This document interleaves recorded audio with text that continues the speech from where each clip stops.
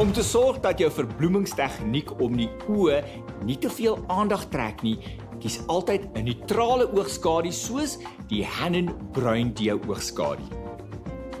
Wen die ligte, vleeskleurige skakering oor die hele ooglid om 'n neutrale agtergrond te skep. Strek nou die ooglid uit deur jou wenkbrau op te lig en wend die donker skakering net in die waai van die oog aan.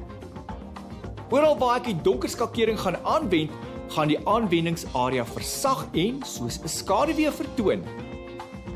Om die oog mooi te definieer, verf ek dieselfde donker oogskadu soos 'n oogomlyner aan die onderste ooglid aan.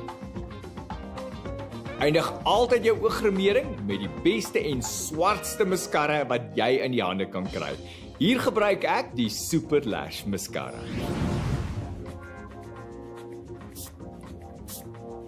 Of jy jouself mooi maak vir 'n fotosessie of vir elke dag, jy kan die hele dag eksie perfeksie lyk dankse die Moisture Seal grimeersealer.